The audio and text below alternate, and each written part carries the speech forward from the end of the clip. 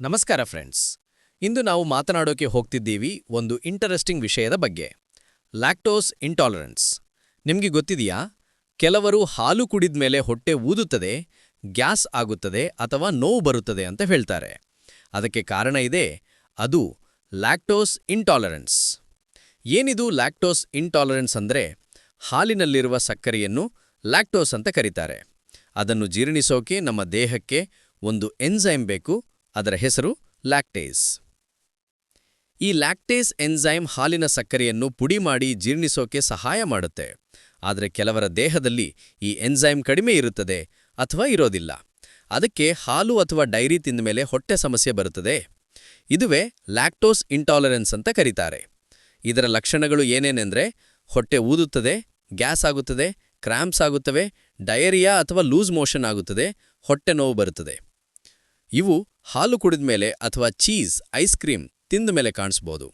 ಯಾಕೆ ಇಂಥ ಸಮಸ್ಯೆ ಬರುತ್ತದೆ ಅಂದರೆ, ಕೆಲವರಿಗೆ ಜನ್ಮದಿಂದಲೇ ಇರುತ್ತದೆ, ಅದೇ ಜೆನೆಟಿಕ್ ಕಾರಣ. ಇನ್ನು ಕೆಲವರಿಗೆ ವಯಸ್ಸು ಹೆಚ್ಚಾದ್ಮೇಲೆ ಲ್ಯಾಕ್ಟೇಸ್ ಎನ್ಸೈಮ್ ಕಡಿಮೆ ಆಗುತ್ತದೆ, ಅದು ಸಹ ನ್ಯಾಚುರಲ್ ಪ್ರಾಸೆಸ್. ಸರಳವಾಗಿ ಹೇಳಬೇಕಂದ್ರೆ, ದೇಹಕ್ಕೆ ಲ್ಯಾಕ್ಟೋಸ್ ಅಂದ್ರೆ ಹಾಲಿನ ಸಕ್ಕರೆ ಜೀರ್ಣಿಸೋಕೆ ಆಗದಿದ್ದರೆ ಅದೇ ಲ್ಯಾಕ್ಟೋಸ್ ಇಂಟಾಲರೆನ್ಸ್. ಈಗ ನೋಡೋಣ, ಹೇಗೆ ಹಾಲು ತಪ್ಪದೇ ಇರೋದು, ಆದರೆ ತೊಂದರೆ ಇಲ್ಲದಂತೆ ಇರೋದು. ಹಾಲು ತಪ್ಪಿಸಿ ಅಥವಾ ಲ್ಯಾಕ್ಟೋಸ್ ಫ್ರೀ ಹಾಲು ಬಳಸಿ. ಆಲ್ಮಂಡ್ ಹಾಲು, ಸೋಯಾ ಹಾಲು, ಓಟ್ಸ್ ಹಾಲು ಹೀಗೆ ಪ್ಲಾಂಟ್ ಬೇಸ್ ಹಾಲುಗಳನ್ನು ಪ್ರಯತ್ನಿಸಿ. ಹಾಲು ಕುಡಿಯೋಕೆ ಮುಂಚೆ ಲ್ಯಾಕ್ಟೇಸ್ ಎನ್ಸೈಮ್ ಟ್ಯಾಬ್ಲೆಟ್ ತೆಗೆದುಕೊಳ್ಬೋದು. ಅದರಿಂದ ಜೀರ್ಣಕ್ರಿಯೆಗೆ ಸಹಾಯವಾಗುತ್ತೆ. ಮೊಸರು ತಿನ್ನೋದು ಒಳ್ಳೆಯದು, ಅದರಲ್ಲಿ ಗೂಡ್ ಬ್ಯಾಕ್ಟೀರಿಯಾ ಇರುತ್ತವೆ, ಅವು ಜೀರ್ಣಕ್ರಿಯೆಗೂ ಸಹಾಯ ಮಾಡುತ್ತವೆ.